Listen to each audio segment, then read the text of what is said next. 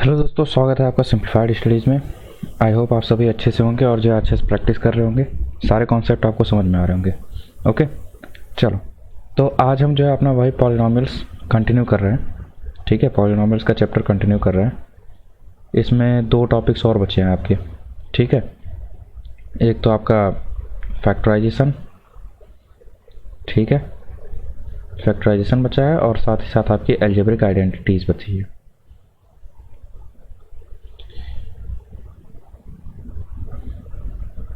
ठीक है, तो ये चीज़ें आपकी जो है दो चीज़ बची हुई है। ठीक, तो आज हम फैक्टराइजेशन पढ़ेंगे और साथ ही साथ एल्जेब्रिक आइडेंटिटीज़ भी कोशिश करेंगे कि एल्जेब्रिक आइडेंटिटीज़ अगर टाइम होगा तो कवर कर लेंगे, अदरवाइज़ कोई बात नहीं, नेक्स्ट लेक्चर में हम उसे कवर कर लेंगे। ठीक, चलो। तो देखो, फैक्टराइजेशन के पहले मैंने फैक्टर थ्योरम बताया था कि फैक्टर थ्योरम में आपका किस तरह के क्वेश्चन आते हैं। ठीक है, उस क्वेश्चन को एक बार देख लेते हैं।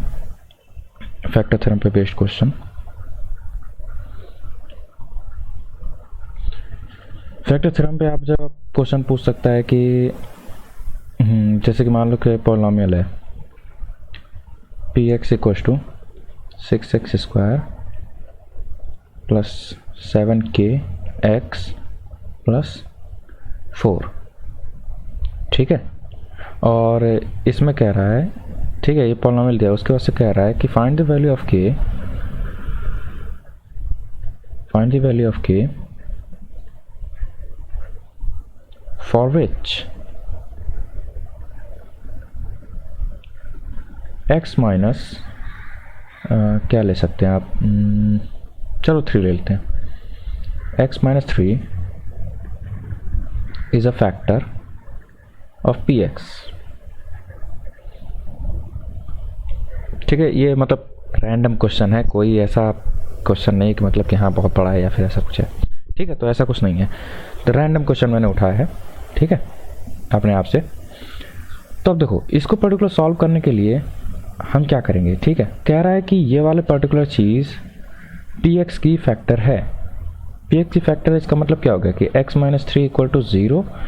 यहाँ से जो x की वैल्यू आएगी, ठीक है, उसको पॉलिनॉमियल में रखने पे उसकी होल वैल्यू क्या आएगी, 0।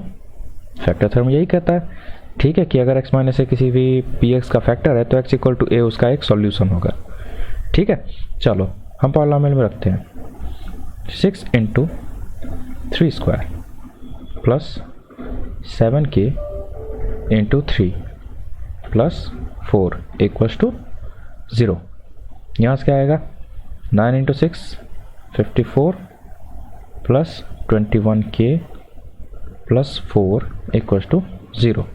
That means 21k plus 58 which is equals to 0, and this implies that k की वैल्यू कितनी आ जाएगी, माइनस ऑफ 58 अपॉन में 21। ठीक है, तो ये k की वैल्यू है। तो ऐसे क्वेश्चन आपके फैक्टर थ्योरम पे आ जाते हैं कि हाँ इस तरह के k की वैल्यू है, a की वैल्यू, या फिर कोई भी अपना पर्टिकुलर वेरिएबल देगा उसकी वैल्यू निकालने कह देगा, और कब कहेगा जबकि कोई एक पर्टिकुलर आपका फैक्टर दिया हो। ठीक है, तो ये आपके क्वेश्चन नॉर्मली ऐसे पूछे जाते हैं। चलो नेक्स्ट हम बात करते हैं अपना फैक्टराइजेशन की।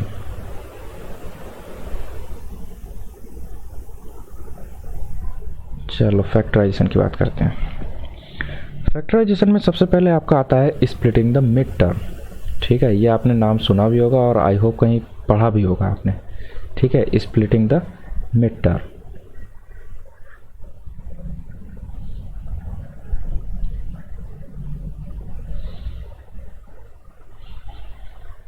ठीक है, चल अब इसमें जो है हमें आपको फाइंड करना है कि मतलब कि मतलब हमें समझना है कि किस तरह से आखिर क्या स्प्लिट करना है, क्यों स्प्लिट करना और कैसे स्प्लिट करना है।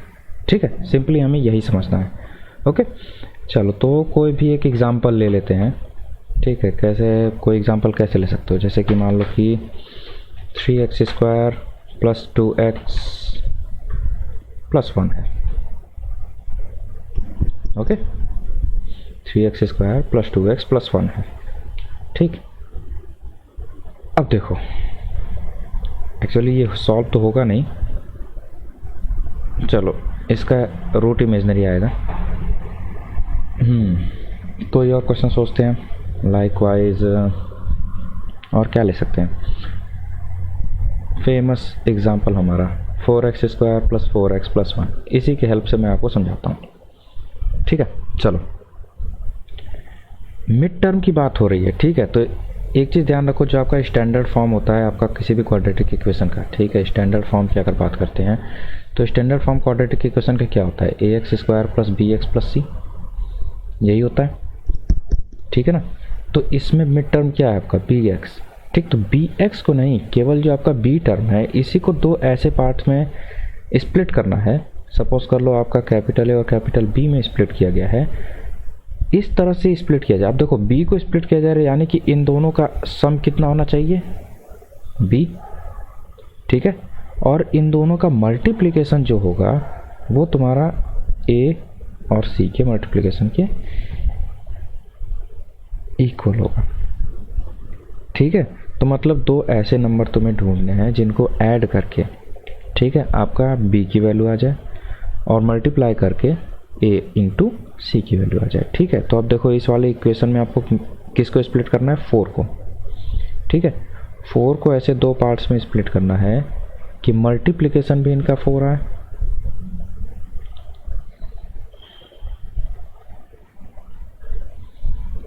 ठीक है, और एडिशन भी आपका 4 आए। ठीक है, तो अब देखो केवल दो ही नंबर ऐसे हैं जिनका एडिशन भी 4 आता है और मल्टीप्लिकेशन भी 4 आता है, 2 और 2। ठीक है, तो हम इसको स्प्लिट करेंगे 2 और 2 में। देखो आगे क्या होगा, 4x² + 2 + 2x + 1। अब देखो यहाँ से रिवर्स मत चले जाना, नहीं तो रिवर्स में वही आ जाएगा। ठीक है, distribution rule, 2x + 2x bracket open किया। अब देखो चार चीज़ें बन गई, तो अब दो को एक साथ पेयर लेंगे हम, ये दो एक साथ, ये दो एक साथ। ठीक है, इन दोनों में से कॉमन क्या है, 2x बाहर हो गया, यहाँ क्या बचेगा 2x प्लस यहाँ क्या बचेगा 1 प्लस, इसमें से हम केवल 1 कॉमन ले सकते हैं क्योंकि और कुछ कॉमन नहीं है। ठीक, अब देखो इस पूरे में और इस पूरे में दो टर्म बन रहे, इन दोनों टर्म में कॉमन क्या है, 2x + 1, 2x + 1 कॉमन लिया और फिर क्या हो गया 2x + 1। ठीक है, देखो यहाँ से 2x + 1 कॉमन लोगे तो यहाँ पे केवल 2x बचेगा, और यहाँ से 2x + 1 कॉमन लोगे तो यहाँ से केवल 2x बचेगा। ठीक है, तो ये चीज़ आपको जो है ध्यान देनी होगी। ठीक है, तो अब देखो यहाँ से आपका ये फैक्टर निकल के आ गए। ठीक, यही दोनों आपके क्या कहलाएंगे, factor of this particular expression. ठीक है, देखो यहाँ एक इक्वेशन मैंने नहीं कहा, मैंने इक्वेशन क्यों नहीं कहा है, क्योंकि ये इक्वल टू में 0 नहीं दिया हुआ है, किसी के इक्वल टू में नहीं दिया है। ठीक है, तो इसलिए मैं इसे इक्वेशन ना कह के एक्सप्रेशन ही कहूँगा। ठीक है, चलो कुछ क्वेश्चंस मैं और ढूंढ लेता हूँ, फिर उसके बाद से जो हम कुछ न्यूमेरिकल्स कर लेते हैं। ठीक है, जस्ट अ मिनट।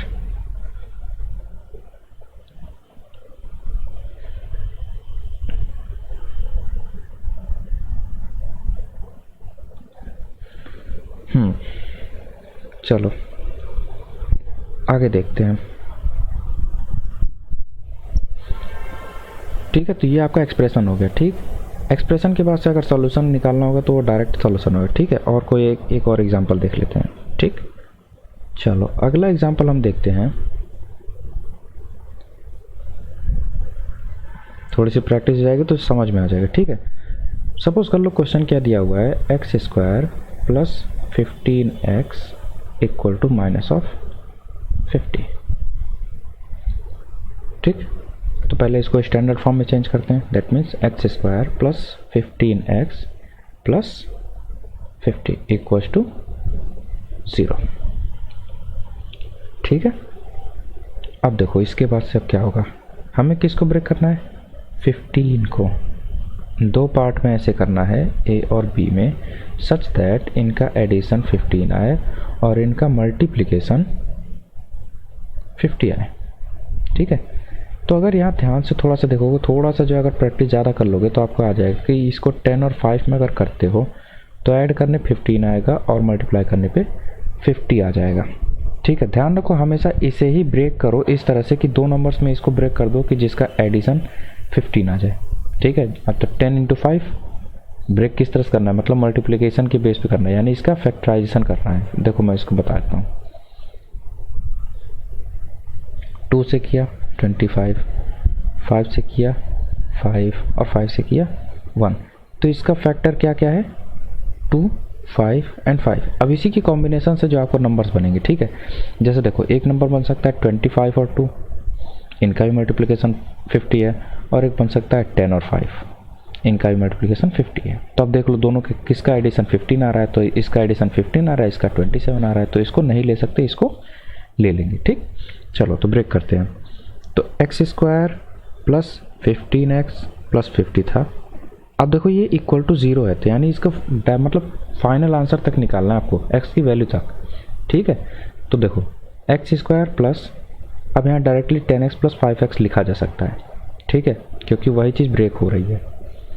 ओके, फिर से 2 का ये पेयर, 2 का ये pair, x common, x plus 10 plus 5 x plus 10 equals to 0, दोनों में से x plus 10 common, x plus 10 और दूसरे ब्रैकेट में x प्लस 5 इक्वल टू 0। अब देखो ये दोनों चीज़ें आपस में मल्टीप्लिकेशन में। ठीक है, दो चीज़ें आपस में मल्टीप्लाई हो रही है और उसका फाइनल आंसर 0 आ रहा है, तो इसका मतलब क्या होता है कि दोनों में से कोई भी एक 0 के इक्वल हो सकता है। ठीक है, तो दोनों को हम अलग अलग 0 के इक्वल रखते हैं। ठीक है, तो यहाँ से आ जाएगा x इक्वल टू -10 एंड यहाँ से आ जाएगा x इक्वल टू -5। ठीक है, समझ में आ गया। चलो अब थोड़ा सा डिफरेंट क्वेश्चन एक लेते हैं। ठीक है, थोड़ा सा जो है डिफरेंट लेते हैं। क्वेश्चन है z² -16z plus 61 equals to 2z - 20। Okay, चलो यहाँ से देखते हैं। अब देखो इसको कैसे करो। ठीक है, तो सबसे पहले कोई भी इक्वेशन, कैसी भी इक्वेशन कहीं की भी दी हो, उसको स्टैंडर्ड फॉर्म में चेंज करो। दैट मीन्स z² सभी को एक साइड लेते हो, -16z plus 61 minus 2z plus 20 equal to 0। 2z -16 कितना हो जाएगा, -18z प्लस 81 इक्वल्स टू 0 हो गया। ठीक है, चलो तो यहाँ से क्या हो जाएगा, z² -18z और प्लस 81, ये आपका स्टैंडर्ड फॉर्म बन गया। तो यानी कि हमें ब्रेक किसको करना है, ध्यान रखो अब यहाँ पे -18 है और मल्टीप्लिकेशन प्लस 81 है। ठीक है, अगर ध्यान से देखोगे तो ये 9 इंटू 9 के इक्वल आएगा। ठीक है, 27 इंटू 3 के इक्वल आएगा। ठीक है, यही आपका बेसिक्स है। ठीक, मतलब कि यही आपके वो नंबर्स हैं जो कि बेसिकली आएंगे। ठीक, दोनों के किसका एडिशन या सब्ट्रैक्शन जो है -18 मतलब 18 हो सकता है। पहले केवल 18 देखते हैं, माइनस से कोई मतलब नहीं रखते हैं। ठीक है, तो 9 9 18 हो सकता है, 27 3 30 हो जाएगा और माइनस करोगे तो 24 आ जाएगा। ठीक, तो इसका मतलब कि इसे हम ले ही नहीं सकते। 9 और 9 को कैसे अरेंज करोगे, क्योंकि माइनस में आंसर है ना। क्वेश्चन बड़ी बात है। अब 9 और 9 को हमें अरेंज करना है इस तरह से कि 18 आए। अब तो ऐड ही कर सकते हैं केवल, ये भी बात है। तो हम क्या करेंगे कि दोनों को ही अगर माइनस में कर दें तो एक तो दोनों ऐड होंगे, दूसरा जब दोनों मल्टीप्लाई होंगे दैट मीन्स -9 इंटू -9, तो माइनस माइनस होके प्लस हो गया, तो प्लस 81 आपका आ जाएगा। तो इसका मतलब इसका फैक्टराइजेशन किस में ब्रेक होगा, -9 और -9 में। ठीक है, that means z² -9z plus 81 equals to 0। That means z common, z -9 इसमें कॉमन, फिर से z -9 equal to 0, then z -9 और ये z -9 इक्वल्स टू 0।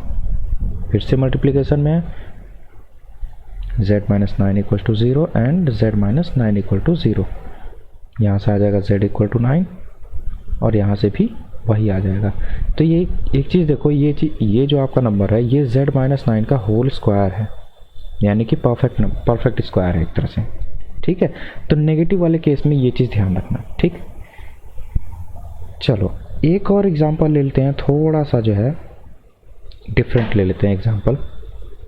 ठीक है, थोड़ा सा डिफरेंट एग्जांपल लेते हैं। सपोज कर लो अब है x power 4 minus 2x cube minus 3x square equal to 0। अब देखो, अब क्या करोगे? अब तो कहोगे कि जो है कि इसमें तो मतलब x पावर 4 है, क्वाड्रेटिक तो है ही नहीं, है ना। तो इस पर्टिकुलर केस के लिए देखो क्या करते हैं, हम पहले जो है पूरे इक्वेशन में से कॉमन सर्च करते हैं कि आखिर कॉमन हम ले क्या सकते हैं। ठीक है, कौन सी चीज़ ऐसी है जिसको कॉमन लेने से हम इसे स्क्वायर के फॉर्म में रख सकते हैं। ठीक, तो अगर देखो इन तीनों में एक्स स्क्वायर है, एक्सपोनेंट, लॉ ऑफ एक्सपोनेंट अगर ढंग से पढ़ोगे तो तुम्हें पता चलेगा एक्स स्क्वायर तीनों में कॉमन है। अगर एक्स स्क्वायर कॉमन लेते हैं तो यहाँ क्या बचेगा? Simple x square. X cube में क्या बचेगा? Simple x. 3 के पास क्या बचेगा? केवल 3। ठीक, चलो इसको दूसरी मेथड समझ लेते हैं। मैंने क्या किया कि पूरी इक्वेशन में एक्स स्क्वायर का डिवीजन कर दिया। ठीक है, सपोज कर लो यहाँ पे सबसे लोएस्ट पावर एक्स स्क्वायर है। ठीक है, मैं उसी को मान लेके उसको मुझे कांस्टेंट बनाना है, तो एक्स स्क्वायर का डिवीजन कर लिया।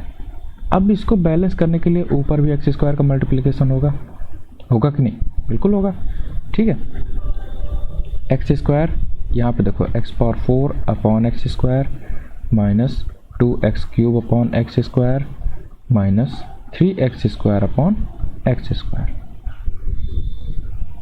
ठीक है, इक्वल टू 0। यहाँ पे क्या आ जाएगा? एक्सपोनेंट वाला 4 माइनस 2 एक्स स्क्वायर, यहाँ क्या आ जाएगा? 3 माइनस 2 1, और यहाँ पे एक्स स्क्वायर से एक्स स्क्वायर कैंसिल माइनस 3। ठीक है, अब देखो मोस्ट ऑफ द केसेस में आपका जो है क्या कह सकते हो कि एक्स स्क्वायर को दूसरी साइड भेज दीजिए, दूसरी साइड भेज के जो है आपका डिवीज़न हो जाएगा उसका, और वो आपका मतलब जो है चेंज जाएगा, फिर हम कन्वर्ट कर देंगे। नहीं, ये काम यहाँ नहीं करना है। ठीक है, जब डिग्री मैंने पढ़ाया था तो मैंने कहा था कि जितनी डिग्री होगी, ठीक है, जितनी डिग्री होगी इक्वेशन की उतने ही आपके सॉल्यूशन होंगे। कहा था ना? ठीक है, जितनी डिग्री उतने सॉल्यूशन। तो यहाँ पे डिग्री कितनी है? 4, तो सॉल्यूशन भी कितने होंगे? 4। ठीक, अब देखो कैसे आएंगे। दो चीज़ें आपस में मल्टीप्लिकेशन है, तो हम हमेशा क्या करते हैं, दोनों को अलग अलग 0 को इक्वेट कर देते हैं।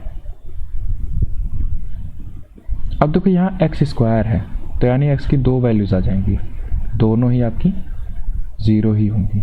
ठीक है, क्योंकि यहाँ पे फिर से एक किस में ब्रेक हो जाएगा? x इंटू एक्स में, तो दोनों की वैल्यू 0 होगी। तो पहला सॉल्यूशन, दूसरा सॉल्यूशन। ठीक, अब हम इसको सॉल्व करते हैं। ठीक, अब देखो मल्टीप्लाई करने पे -3 आना चाहिए, मल्टीप्लाई करने पे -3 आना चाहिए। अब देखो मल्टीप्लाई करने पे कोई चीज़ माइनस में आ रही है, तो यानी कि कोई ना कोई एक माइनस में है और कोई ना कोई एक प्लस में है। ठीक है, एक माइनस होगा एक प्लस होगा, तभी तो रिजल्ट माइनस में आएगा। ठीक है, ऐड करने पर भी किस में आ रहा है? माइनस में आ रहा है। तो इसका मतलब क्या है? कौन सी साइन रूल कर रही है? नेगेटिव। तो मतलब बड़ी वाली संख्या होगी, जो ग्रेटर नंबर होगा वही आपका नेगेटिव साइन में होगा। ठीक है, तो पहले देखो इसको ब्रेक करते हैं। अगर केवल 3 और 2 को देखो तो 3 इंटू 1 आपका 3 होगा और 3 माइनस 1 आपका 2 हो जाएगा। ठीक है ना, 3 इंटू 1 आपका 3 होगा और 3 माइनस 1 आपका 2 होगा। अभी देखो हमने बात की कि माइनस साइन होने के कारण से जो बड़ा वाला नंबर है वही आपका नेगेटिव में होगा। तो यहाँ का मतलब हो गया कि 1 नेगेटिव नहीं होगा, 3 नेगेटिव होगा, 1 पॉजिटिव होगा। ठीक, और यहाँ -3 इंटू 1 अगर -3। तो इसका मतलब कि जो ये वाला पर्टिकुलर इक्वेशन है इसको हम कैसे सॉल्व करेंगे? अब यहाँ से देखो एक्स स्क्वायर माइनस -2 लेना है तो यहाँ पे ब्रैकेट के बाहर प्लस आ जाएगा, -3 + 1 into x - 3 = 0। x² - 3x + x - 3 = 0। x common लिया, x - 3 आया, प्लस 1 कॉमन लिया, x - 3 आया, = 0 आ गया। तो यहाँ से x - 3 कॉमन लेना, फिर उसके बाद से x + 1 बचेगा और =0 हो जाएगा। फिर यहाँ से आप दो चीज़ें, x - 3 = 0 एंड x + 1 = 0। x = कितना आ गया 3 और ये कितना आ गया -1। तो आपके सॉल्यूशन कितने हो गए? सॉल्यूशंस अगर बात करो तो सॉल्यूशन कितने हो गए?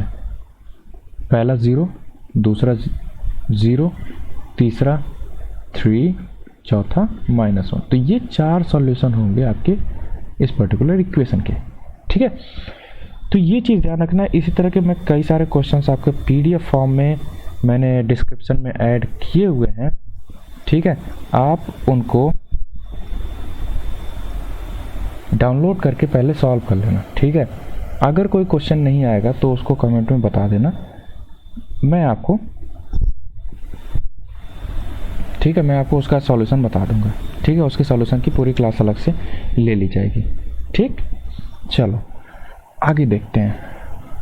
ठीक है, हमारा हो गया आपका फैक्टर थ्योरम में स्प्लिटिंग द मिड टर्म हो गया। अब हम बात करते हैं completing the square form. Completing square form,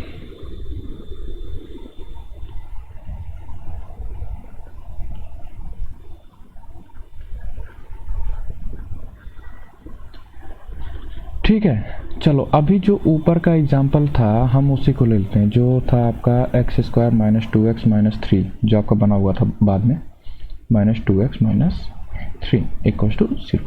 चलो, कंप्लीटिंग द स्क्वायर फॉर्म का मतलब होता है कि आपका कोई भी जो इक्वेशन है उसको आप 2 के फॉर्म में लेके आओ, या तो a + b के होल स्क्वायर के फॉर्म में, या तो a - b के होल स्क्वायर के फॉर्म में। अब इसका जब दोनों का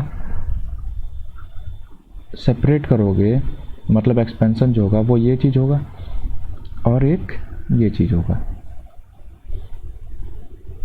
ठीक है, तो तुम्हें क्या करना है कि दोनों को ही चेंज करना है, मतलब जो आपका ये इक्वेशन है वो उसको इनके फॉर्म में होना चाहिए, फिर उसके बाद से इस फॉर्म में रिड्यूस करना है। ठीक है, चलो हम देखते हैं कैसे रिड्यूस करेंगे। तो पहले तो x² - 2x, ठीक, और उसके बाद से -3 = 0। हम इन दोनों को ही देखते हैं। ठीक है, हमने a² और -2a भी मान लिया कि यही दोनों हैं। ठीक है, तो अब देखो x² - 2 × x × 1 ब्रेक किया हमने 2ab के फॉर्म में।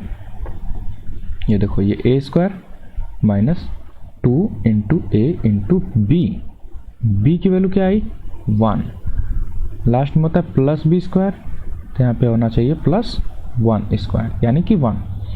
बट देखो अगर कोई चीज़ इक्वेशन में ऐड कर रहे हो तो उसको बैलेंस करने के लिए वही चीज़ माइनस भी तो होगी, यानी कि जो है हमें एक ऐड करना है और एक माइनस करना है। चलो करते हैं, x² - 2x + 1 -1 - 3 = 0।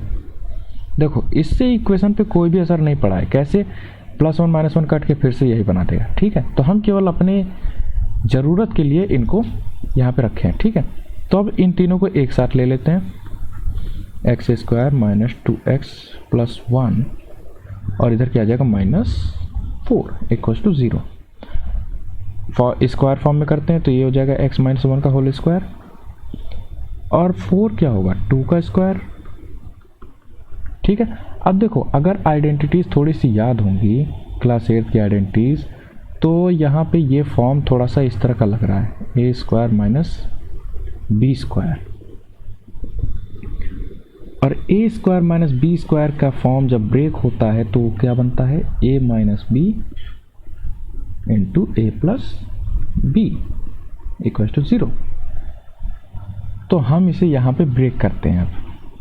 ठीक है, तो एक की जगह पे आ जाएगा क्या x - 1, ठीक है, ध्यान रखो a की वैल्यू यहाँ पे क्या है x-1 और b की वैल्यू हमने क्या निकाली है 2, तो यहाँ पे आ जाएगा x-1 -2 और यहाँ पे आ जाएगा x-1 +2 इक्वल्स टू 0।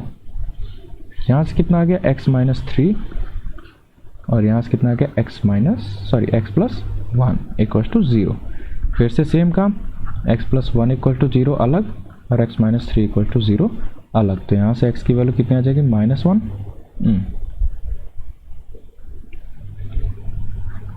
x की वैल्यू कितनी आ गई -1 और यहाँ से कितनी आ गई x की वैल्यू +3। ठीक है, तो ये होता है कंप्लीटिंग द स्क्वायर मेथड्स। ठीक है, ये आपका जो है कंप्लीटिंग स्क्वायर मेथड का फॉर्म है। ओके, अब देखो इसमें कई बार जो है क्वेश्चन इस तरह से भी आ जाते हैं कि बड़े ही सिंपल होते हैं, ठीक है, बट आपको लगता है कि उसमें कॉम्प्लिकेशन लगाना होता है। ठीक है ना, तो कोशिश करना, ध्यान देना ये सारी चीज़ें कि आपको जब सिंप्लीफाइड में दिया हो तो सिंप्लीफाइड में कर लो। जैसे कि मान लो कि अगर क्वेश्चन दे दिया हो, सपोज कर लो क्वेश्चन आपका दे दिया इस तरह से, ठीक है, 9u² - 16 इक्वल टू 0। ठीक, अब आप सोचोगे यार इसमें b है नहीं तो स्प्लिट कैसे करें। थोड़ा सा यहाँ पे आप कॉमन सेंस लगाओ। 9 किसका स्क्वायर होता है, परफेक्ट स्क्वायर है ना 3 का, और 16 किसका स्क्वायर होता है 4 का। तो यहाँ पे देखो 3u का होल स्क्वायर माइनस 4 का होल स्क्वायर, कौन सा फॉर्म बना फिर से, a² - b² का, फिर से लगा दो वही फॉर्म, 3u - 4 और 3u + 4 इक्वल टू 0। तो मतलब कि क्वाड्रेटिक इक्वेशन आपका पूरी तरह से स्प्लिटिंग द मिड टर्म या फिर आपका क्या नाम है फैक्टराइजेशन, फैक्टर्स थ्योरम, केवल इनसे रिलेटेड नहीं है। ठीक है, आपका ये हर चीज़ से रिलेटेड है। ठीक है, आपकी जितनी भी आइडेंटिटीज़ हैं उन सभी से रिलेटेड आपका क्वाड्रेटिक इक्वेशन होता है। ठीक, ये था आपका जो है बाकी के जो 2 मेथड बचे थे, ठीक है, आपका फैक्टराइजेशन के लिए। ठीक, तो ये आप लोग जो है प्रैक्टिस कर लेना। ठीक है, अलजेब्रिक आइडेंटिटीज नेक्स्ट लेक्चर में बता देंगे। ओके, तब तक के लिए सुरक्षित रहो, ध्यान रखो अपना। ठीक है।